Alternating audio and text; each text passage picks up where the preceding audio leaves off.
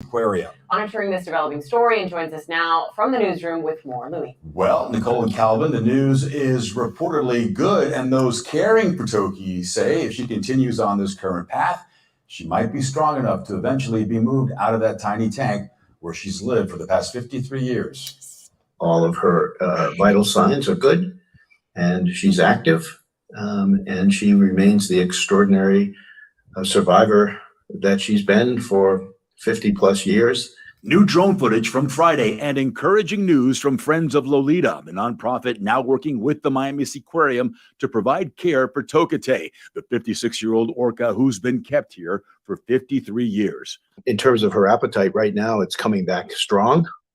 She ate, I believe, 50 pounds yesterday. We're looking at potentially 75 pounds today. Though far shy from the 160 pounds she's used to eating daily, she's reportedly become more active and responsive. 12 days ago, the Miami Seaquarium posted this alarming health update on its Facebook page, claiming she lost her appetite and was suffering from a recurring respiratory infection. What she experienced a little over 10 days, 12 days ago was a downturn. And now she has rebounded, as she has many times in the past, and everything looks very positive, but she still has that infection.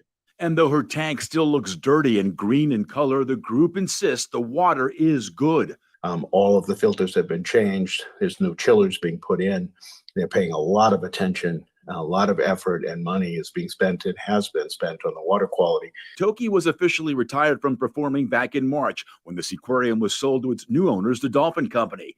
Now, Friends of Lolita claim these new owners are on board with a plan to eventually move Toki out of the Seaquarium and back to the Salish Sea, where she was violently taken from her family when she was barely 4 years old. First step, get her health stabilized.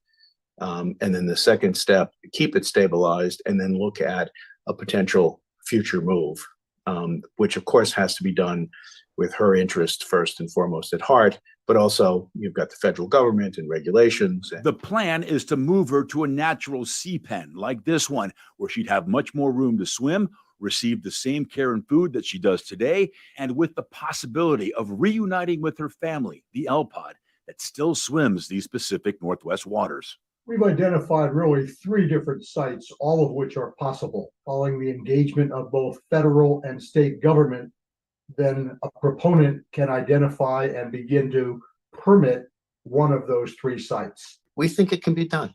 She's an extraordinary creature to have the will to live as long as she has in the circumstances she's lived. If we can, whatever we can do, whatever we must do, we will make every effort to get her back. We reached out to the Miami Seaquarium for confirmation on all of this. They have yet to respond, but Friends of Lolita say the Seaquarium will be part of a joint announcement next week about an upcoming conference with all the stakeholders that will outline the plan to move Toki out of the Seaquarium and to that seaside sanctuary, provided her health continues to improve. Stay tuned. Betty.